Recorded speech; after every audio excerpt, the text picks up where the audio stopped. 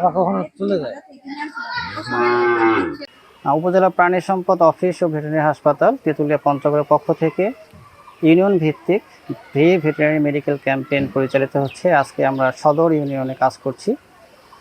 আপনারা সবাই জানেন সারা বাংলাদেশে আসলে লাম্পি স্কিন ডিজিজ যে ভাইরাসটা, এটা শীতের পরেই আসলে বর্ষাকাল শুরু হলে একটু প্রকোপটা বাড়ে, যেহেতু এই সময় বর্ষার পানিতে মশা মাছি কীট পতঙ্গগুলো ছড়ায় যায়।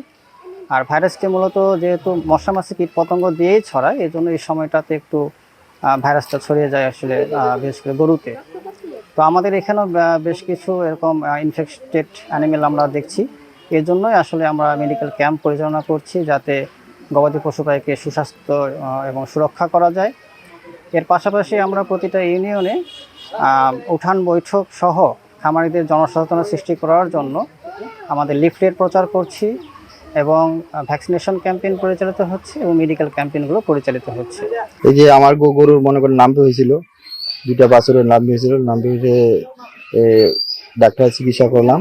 ডাক্তার চিকিৎসা করে এখানে আসে যে প্রাণী সম্পদ যে অফিসার আছে, তারা আমাকে আপনি দেখতে পাচ্ছেন যে একটা ভিটামিন দিছে আর গুঁড়া করে ওষুধ দিচ্ছে আর কৃমির ওষুধ দিচ্ছে ছাগলের জন্য।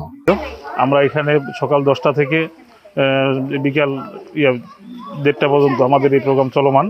এখানে আমরা মূলত এই যেটাকে আমরা লাম্পি স্কিন ডিজিজ যে অসুখটা বর্তমান চলতেছে আর কি, যে রোগটা বর্তমান চলতেছে, এই রোগের বিষয়ে আমরা সেবা দিতে যাচ্ছি। এই সেবাটি আমাদের চলমান থাকবে বিভিন্ন ওয়ার্ড পর্যায়ে, যেন মানুষ, আমরা এই কারণে ওয়ার্ডে যাচ্ছি, যেন মানুষ যে গরুগুলো অফিসে নিয়ে যেতে পারে না, তারা যেন সুন্দরভাবে এই ওয়ার্ডে নিয়ে আসতে পারে।